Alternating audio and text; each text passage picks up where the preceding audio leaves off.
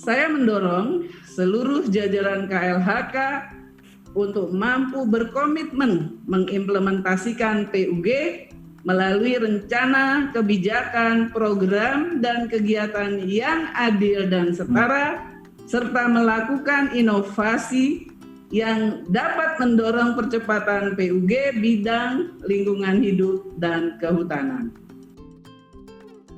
Pengarus utamaan gender atau biasa disingkat PUG telah menjadi komitmen Kementerian Lingkungan Hidup dan Kehutanan.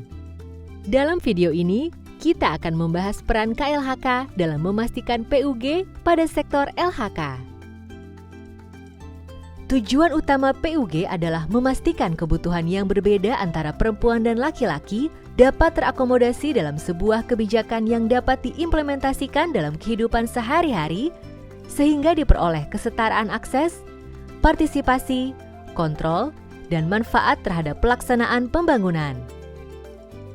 Dalam melakukan pengarus utamaan gender, Pokja PUG KLHK memastikan agar 7 prasyarat pelaksanaan PUG dan inovasi terlaksana.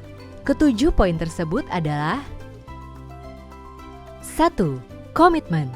Di antaranya telah diterbitkan Permen LHK nomor 31 tahun 2017 tentang pedoman pelaksanaan PUG bidang LHK, serta telah disusun Roadmap PUG KLHK 2020-2024 yang telah diselaraskan dengan dokumen rencana strategis. 2. Kebijakan. Rencana strategis KLHK telah mengakomodasi keadilan dan kesetaraan gender dalam aspek dasar hukum, data terpilah, isu strategis KLHK, program dan kegiatan KLHK, serta indikator keberhasilan. 3. Kelembagaan. Telah dibentuk kelompok kerja PUG KLHK yang ditetapkan melalui SK Menteri LHK dan Subpokja PUG pada 13 Eselon 1 dan unit pelaksana teknis di lingkungan KLHK. Kelembagaan merupakan prasyarat kunci. Harus ada yang bertanggung jawab agar pengarus utamaan gender dapat benar-benar diimplementasikan dengan baik dan secara konsisten. 4. Sumber daya. Telah dialokasikan anggaran responsif gender KLHK sebesar Rp346 miliar di tahun 2020 untuk membiayai 91 kegiatan. Dalam hal sumber daya manusia, KLHK telah memiliki 30 focal point, lebih dari 200 perencana terlatih, 6 inspektur terlatih, 150 auditor terlatih, 415 fasilitator, serta 35 gender champion. 5. Data terpilah.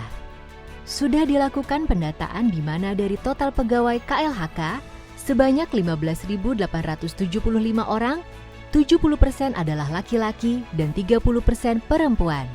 Dan seluruh unit kerja Eselon 1 sudah memiliki data terpilah sebagai sistem data. 6. Tools.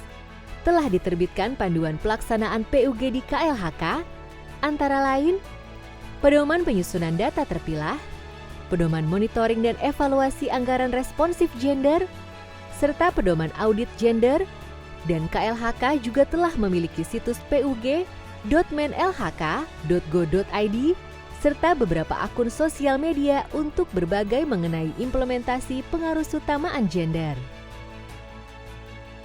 Terakhir, partisipasi masyarakat dalam melaksanakan kegiatan. KLHK telah melibatkan lembaga masyarakat seperti GIZ, MFP4, Patiro, UNDP, UN Women, IWAPI, Kowani, The Tara Foundation, CIWT, dan lainnya. Juga telah dilibatkan dunia usaha seperti Pesona Mart, RAPP, HKM Mart, serta perguruan tinggi semisal UI, IPB, UNS, dan UB. Dalam hal pelaksanaan di lapangan, contoh dari kegiatan responsif gender yang telah dilakukan di antaranya, Pokja Pengarus Utamaan Gender KLHK membangun model kegiatan responsif gender di beberapa tempat yaitu di Berau, Malinau, Kapuas Hulu, Agam, Wonosadi, serta Sumba Timur. Dalam pelaksanaan pengarus utamaan gender ini, telah dilakukan pula berbagai inovasi seperti pelaksanaan Lomba PUG antar Eselon 1 lingkup KLHK, Lomba Video Storytelling PUG lingkup KLHK, penyusunan norma, standar, prosedur dan kriteria lembaga diklat responsif gender, menyiapkan kurikulum, silabus, dan materi e-learning pengaruh utamaan gender. Diterbitkan pedoman pengawasan PUG KLHK, pelibatan perempuan dan kelompok rentan termasuk kelompok difabel dalam kegiatan kebun bibit rakyat. Mari sebagai insan Kementerian Lingkungan Hidup dan Kehutanan, kita semua terlibat aktif dalam upaya PUG.